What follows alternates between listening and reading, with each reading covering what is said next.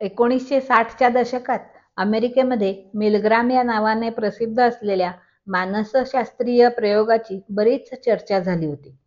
मिलग्राम या समाजशास्त्रज्ञाने त्याच्या प्रयोगातून असे सिद्ध केले होते की कुठल्याही अधिकाराच्या प्रभावाखाली म्हणजेच अंडर इन्फ्लुएन्स ऑफ ऑथॉरिटी माणसाचे वर्तन अविश्वसनीयच नव्हे तर अनाकलनीय होऊ शकते. आपण कल्पनाही करू शकणार नाही इतका माणूस अधिकाराला शरण जाऊ शकतो. मिलग्राम प्रयोगादरम्यान 2 खोल्या होत्या. एका खोलीत ज्यांना सूचना द्यायच्या अशा व्यक्ती होत्या आणि दुसऱ्या खोलीत या सूचनांचा त्रास ज्या व्यक्तीला द्यायचा ती व्यक्ती होती. अर्थातच ही व्यक्ती कलाकार होती. पहिल्या खोलीतील सर्व माणसांना दुसऱ्या खोलीतील व्यक्ती जिला त्रास द्यायचा आहे ती दिसत होती. पहिल्या खोलीतील सर्वांना एक विद्युत उपकरण दिले होते, ज्याची एक कळ जितकी दाबली जाईल तितका जास्त विजेचा शॉक दुसऱ्या खोलीतील व्यक्तीला बसणार होता. पांढरा ओव्हरकोट घातलेली आणि गळ्यात स्टेथोस्कोप अडकवलेली म्हणजेच डॉक्टर असल्याचा आभास निर्माण करणारी व्यक्ती पहिल्या खोलीतील सर्वांना विद्युत उपकरण चालवण्याच्या सूचना देत होती. त्या तथाकथित डॉक्टरच्या सूचनांप्रमाणे सर्वांनी हळूहळू विद्युत प्रवाह वाढवून दुसऱ्या खोलीतील व्यक्तीला शॉक देणे सुरू केले. अशी एक स्टेज आली की त्या यंत्रावरील काटा आता डेंजर झोन दाखवू लागला. तरीही त्या डॉक्टरने करंट वाढवायचे आदेश दिले. सामान्यपणे आपण असे गृहीत धरू शकतो की या स्टेजला दुसऱ्या खोलीतील व्यक्तीला असलेला धोका पाहून सर्वांनी करंट वाढवणे थांबवले असेल. परंतु प्रयोगांती असा धक्कादायक निष्कर्ष पुढे आला की 65% व्यक्तींनी समोर धोका दिसत असूनही केवळ डॉक्टरांच्या सूचना पाळायच्या म्हणून करंट वाढवत ठेवला. या प्रयोगाद्वारे तो तथाकथित डॉक्टर हा ऑथॉरिटीचे प्रतिनिधित्व करतो आणि त्याच्या अधिकाराच्या अंमलाखाली बहुसंख्य लोक कसे तारतम्य न बाळगता आणि सारासार विचार न करता वागू शकतात हे सिद्ध होते. वरवर पाहता या प्रयोगातील निष्कर्ष आपल्याला पटणार नाहीत. आपण त्या 65% नाही असे आपण म्हणू, पण अशा प्रकारचे अधिकारासमोर झुकण्याचे प्रसंग आपल्यावर आले तर आपण कसे वागू हे सांगता येणे कठीण आहे. मानवी मनाचा एक कमकुवतपणा असा असतो की अशा प्रसंगी तो अधिकारापुढे सपशेल शरणागती पत्करतो आणि त्याचे वागणे अनाकलनीय होऊ शकते. आपण हे सहजासहजी मान्य करणार नाही, परंतु अमेरिकेमध्ये घडलेल्या 1 नव्हे, 2 नव्हे, 3 नव्हे तर तब्बल 70 घटनांमधून असे पुढे आले आहे की मिलग्राम यांचे संशोधनाचे निष्कर्ष काही अगदीच चुकीचे नव्हते.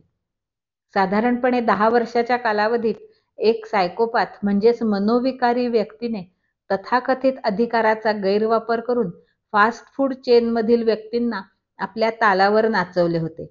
यातीलच एका सत्य घटनेवर आधारित चित्रपट म्हणजे कंप्लायन्स.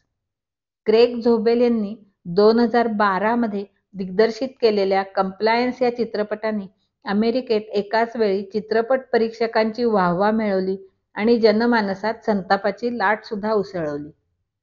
चित्रपटाच्या पहिल्या शोच्या वेळी अनेक थिएटर्समध्ये प्रेक्षकांनी आरडाओरडा केला आणि बरेच प्रेक्षक चित्रपट अर्धवट सोडून निघून गेले, कारण या चित्रपटात जे काही दाखवले आहे ते मान्य करणे सुद्धा प्रेक्षकांना रुचले नाही. चित्रपट पाहत असताना त्यातील व्यक्तिरेखांच्या जागी आपण असतो तर काय केले असते याचा विचार मनात आल्याशिवाय राहत नाही आणि अर्थातच आपली पहिली प्रतिक्रिया आपण असे निश्चितपणे वागणार नाही अशी होऊ शकते. पण मी मगाशी म्हटल्याप्रमाणे एखादी गोष्ट 70 वेळा घडत असेल तर तिच्याकडे डोळेझाक करून कशी चालेल? अखेर ते सत्य म्हणूनच मान्य करावे लागेल. माझी तुम्हा सर्वांना अशी विनंती आहे की हा व्हिडिओ पाहिल्यानंतर या घटनेबद्दल आपण जरूर गुगल करावे, म्हणजे या घटनेच्या सत्याबद्दल तुम्हाला शहानिशा करता येईल. हे मी माझ्या स्वतःच्या अनुभवावरून सांगत आहे. कंप्लायन्स हा चित्रपट प्रामुख्याने 3 व्यक्तिरेखांभोवती गुंफत जातो. सँड्रा ही रेस्टॉरंट मॅनेजर, हिचे काम केले आहे ॲन डाऊन हिने. हिच्याच रेस्टॉरंटमध्ये काम करणारी बेकी ही विशीतील कर्मचारी. बेकीचे काम ड्रीमा वॉकर हिने केले आहे आणि अतिशय मृदू पण तितक्याच अधिकारवाणीने फोनवरून बोलणारा डॅनियल साकारला आहे पॅट हिलियाने. चित्रपटाची सुरुवात होते चिकविच नावाच्या फास्ट फूड रेस्टॉरंटमधील शुक्रवार संध्याकाळच्या वर्दळीने. आदल्या रात्री नजरचुकीने फ्रीजचे दार उघडे राहिल्यामुळे त्यातील बरेच पदार्थ खराब झालेले आहेत. त्यामुळे वीकेंडच्या गर्दीची मागणी कशी पूर्ण करायची हा यक्ष प्रश्न सँड्रा पुढे उभा आहे. त्यातच मालाचा पुरवठा करणाऱ्या डिलिव्हरी मॅनचे खोचक बोलणे ऐकून सँड्राच्या रागाचा पारा पण चढलेला आहे. सँड्रा ही मध्यमवयीन रेस्टॉरंट मॅनेजर असून तिचे लग्न इवान नावाच्या तिच्या मित्राशी ठरलेले आहे.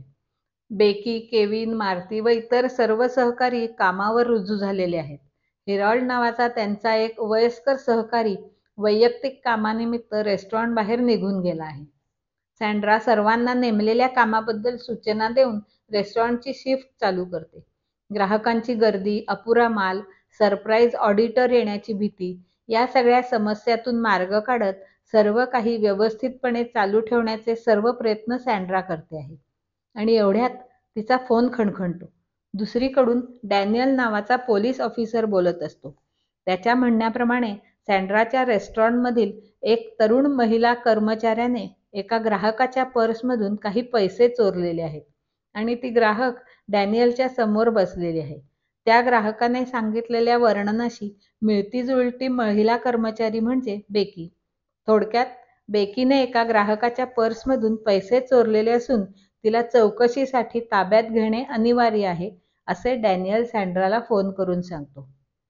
आणि येथून सुरू होतो तो या चित्रपटातील फोनवरील संभाषणाचा थरार. बेकीच्या संदर्भात काही अधिक तपास करण्यासाठी तिच्या घरी जायचे असल्यामुळे आपल्याला रेस्टॉरंटमध्ये लगेच येता येणे शक्य नाही. त्यामुळे तोपर्यंत सँड्राने त्याला मदत करावी असे तो सुचवतो. बेकीला जेलपासून जाण्यापासून वाचवायचे असेल तर तिचा तपास येथे रेस्टॉरंटमध्येच केला तर जास्त सोयीचे होईल. दुसऱ्या फोनवर रेस्टॉरंट चेनच्या रिजनल मॅनेजरच्या संपर्कात आपण आहोत असेही डॅनियल सांगतो.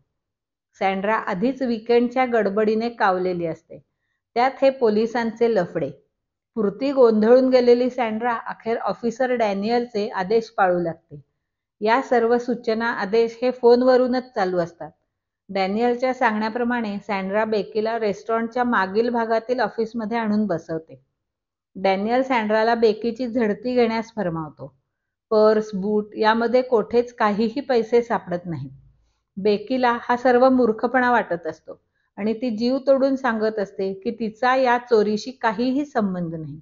परंतु आपल्या मधाळ आणि तितक्याच अधिकारवाणीने बोलणाऱ्या डॅनियल पुढे सँड्राचे काहीच चालत नाही. त्याचे सर्व आदेश ती स्वतःच्या मनाविरुद्ध पाळतच राहते. पर्स आणि बुटाची झडती घेण्यापर्यंत ठीक होते.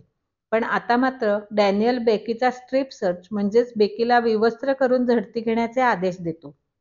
शर्ट पॅन्ट काढण्यावरच हे थांबत नाही तर बेकीची अंतर्वस्त्रे देखील सँड्राला काढावी लागतात. दुसऱ्या बाजूला फोनवर असलेल्या डॅनियलच्या सर्व सूचनांचे पालन करत अखेर बेकीला संपूर्ण विवस्त्र केले जाते. बिचाऱ्या बेकीपुढे उभा ठाकलेला हा अत्यंत लाजिरवाणा प्रसंग. पण जेलमध्ये जाण्याच्या भीतीपोटी तिला जे काही सांगितले जाते ते मान्य करावेच लागते. अर्थातच रेस्टॉरंट कंपनीच्या नियमाप्रमाणे कर्मचाऱ्याची विवस्त्र झडती घेण्यावेळी सँड्राबरोबर अजून एक कर्मचारी असणे आवश्यक असते. त्याप्रमाणे मार्तीला तेथे बोलवण्यात येते. या झडतीमध्येही काहीही मिळाले नाही हे पाहिल्यानंतर डॅनियल सँड्राला विश्वासात घेऊन सांगतो की बेकीचा भाऊ ड्रग्स संबंधित गुन्ह्यात अडकलेला आहे आणि त्यांच्या घराची झडती घेणे सुरू आहे. डॅनियल व त्याची टीम येईपर्यंत बेकीला असेच डांबून ठेवणे गरजेचे आहे. ड्रग्ज संदर्भातील तपास करण्यासाठी बेकीचे DNA सॅम्पल घ्यावे लागणार असून त्यासाठी तिचे कपडे एका प्लॅस्टिक पिशवीत भरून ती पिशवी पार्किंगमध्ये उभ्या असलेल्या सँड्राच्या गाडीत ठेवण्याची सूचना डॅनियल देतो. कोणताही मागचा पुढचा विचार न करता सँड्रा ही सूचना अंमलात आणते. यामागे सँड्राचा उद्देश गुन्ह्यातील तपासाला मदत करणे, पोलीस अधिकाऱ्याच्या आदेशांचे पालन करणे आणि रेस्टॉरंटमधील गडबडीच्या वेळेत कमीत कमी अडथळा आणणे हा असतो. बाहेर ग्राहकांची गर्दी आता वाढू लागल्याने सँड्राला बाहेर काउंटरवर जाण्याची परवानगी हवी असते. डॅनियल जणू काही तिची अडचण सहानुभूतीने समजावून घेऊन तिला तशी परवानगी देतो. पण एका अटीवर, बेकीवर लक्ष ठेवण्यासाठी कोणीतरी व्यक्ती त्या छोट्याशा ऑफिसमध्ये असणे आवश्यक असते आणि बेकीच्या सुरक्षिततेच्या कारणास्तव ती व्यक्ती पुरुषच असणे आवश्यक आहे, असे डॅनियल सँड्राला ठामपणे सांगतो. बघा, डॅनियलची मजल आता बेकीला विवस्त्र करून एका पुरुषासमोर बसवण्यापर्यंत गेली आहे आणि हे सर्व फक्त फोनवरून दिलेल्या आदेशांनुसार घडत आहे. हे अजून असे कुठपर्यंत घेऊन जाणार? सँड्रा रेस्टॉरंटमधील आत्ता उपलब्ध असलेल्या एकमेव पुरुष कर्मचाऱ्याची, केविनची, या कामासाठी निवड करते. केविनला हे काही पटत नाही. आपली सहकर्मचारी असलेल्या विवस्त्र बेकीला या छोट्याशा जागेत पाहत राहणे केविनला प्रशस्त वाटत नाही. डॅनियलचे बोलणे केविन मान्य करत नाही. अर्थातच डॅनियल केविनला तेथून हटवण्याची सूचना करतो. आता सँड्रा पुढे तिच्या मध्यमवयीन मित्र इव्हानला हे काम सोपवण्यावाचून पर्याय नसतो. इव्हान बिचारा मनाविरुद्ध तयार होतो आणि आता सँड्रा बेकीला इव्हानवर सोपवून निश्चिंत मनाने काउंटरवर ग्राहकांना ऑर्डर देण्यात बिझी होते. आणि आता इव्हानला फोनवरून डॅनियलच्या सूचना, आदेश मिळू लागतात. डॅनियलच्या आदेशांचे पालन करणे इव्हानला क्रमप्राप्त ठरते. त्यातील पहिली सूचना अशी की बेकीने इव्हान समोर उभे राहून दोन्ही हात फाकून जम्पिंग जॅक सारख्या उड्या मारणे.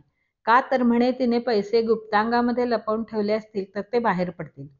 चीड, संताप आणि असहाय्यता यांनी ग्रासून गेलेल्या बेकीपुढे आता कोणताच पर्याय राहत नाही. एका अनोळखी पुरुषापुढे नग्नावस्थेत जम्पिंग जॅक प्रमाणे नाचणे किती क्लेशदायक असू शकते याची नुसती कल्पना करून पाहणे पण अवघड आहे.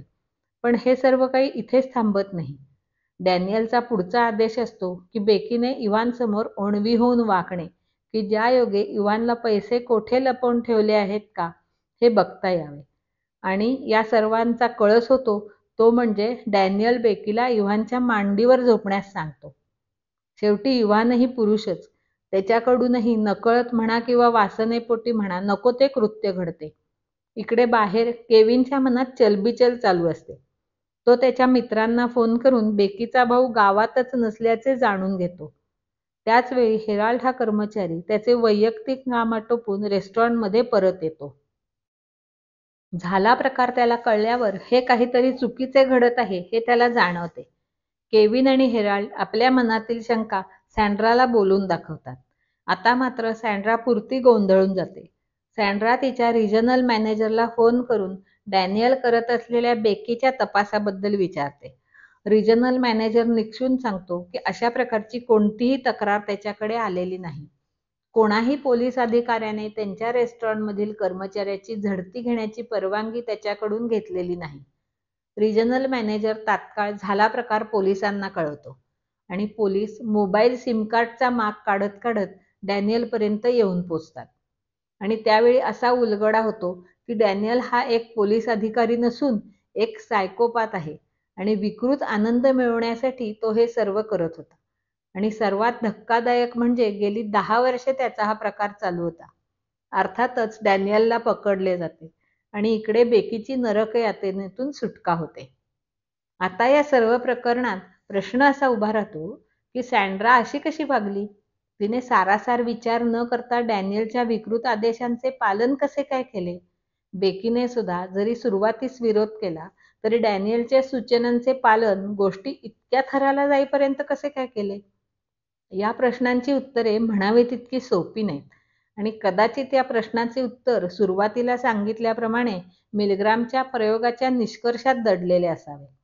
असा हा कंप्लायन्स चित्रपट एक सायकोलॉजिकल थ्रिलर प्रेक्षकांना का असह्य झाला असावा आणि त्याचवेळी एका छोट्याशा बंदिस्त जागेत संपूर्ण चित्रीकरण करूनही एवढा प्रभावी का ठरला असावा याच्यावर प्रकाश टाकणार आहे.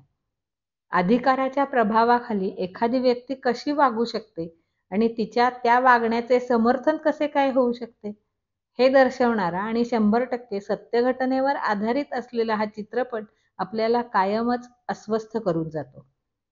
या प्रसंगात आपण असतो तर कसे वागलो असतो हा विचार मनातून काही जात नाही. हा चित्रपट जरूर पहा आणि तुम्हीच शोधा तुम्हाला काय वाटते ते.